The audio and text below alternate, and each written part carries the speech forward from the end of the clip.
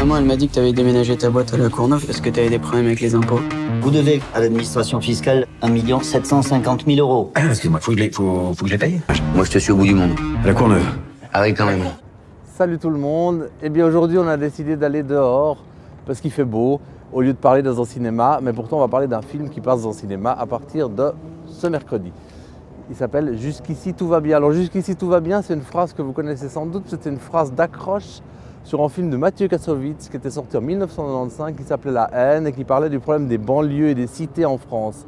Alors Jusqu'ici tout va bien, ça n'a pas grand chose à voir, c'est une comédie signée Mohamed Hamidi et qui parle un peu aussi à sa manière des cités et des problèmes de différence entre la grande ville et les banlieues.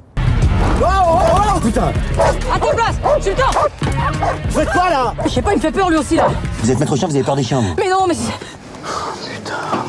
Alors qu'est-ce que ça raconte ce film? Eh bien, ça parle d'une petite boîte de communication parisienne dont le patron, pour tromper les impôts, déclare que sa boîte est située en banlieue à la Courneuve.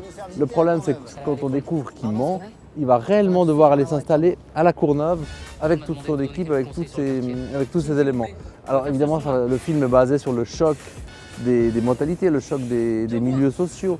D'un côté, on a ces Parisiens un peu friqués, un peu bobos, un peu hommes d'affaires comme ça, puis de l'autre, des banlieusards, des trafiquants de shit, des dealers qui sont là. Alors comment tout ce monde va cohabiter? C'est l'enjeu de cette comédie. J'avais pétadé que tru alors que j'avais rien fait, moi, c'est pas WAM. Ok, c'est bon? Ah oui. Merci. Samira Belarbi, c'est pas où? Non, c'est ma femme. Elle a pas pu venir, c'est ça? Si, mais moi je viens d'abord, comme ça je regarde si tout va bien, tout ça. c'est elle qui va venir travailler, c'est pas vous? Bah oui, bien sûr, on est ouvert quand même. On a un petit souci avec la banque. Ils veulent pas nous suivre. Mais c'est pas un petit souci, ça. Ah oui, c'est très grave. Je sais pas d'où il vient cet argent, c'est ça le problème. Mais... Quand tu vas à la banque, toi, tu demandes d'où il vient le pognon? Non? Alors jusqu'ici tout va bien et ça va même de mieux en mieux parce qu'on s'est mis à l'ombre. J'ai pu enlever mes lunettes de soleil, c'est aussi plus sympathique pour vous. Alors c'est un film dont le casting, ou côté casting, on retrouve surtout Gilles Lellouche. Gilles Lellouche, c'est un homme malheureux depuis vendredi puisque vous le savez, il n'a pas eu le César pour Le Grand Bain. À mon avis, il ne le méritait pas, mais c'est mon avis. Donc là, évidemment, il est maître de la situation, il gère le film, c'est le patron de cette boîte. Il fait face à des situations cocasses, c'est assez drôle, c'est assez enlevé, c'est assez standard comme c'est filmé, il n'y a rien de génial, rien de transcendant, mais ça se laisse voir.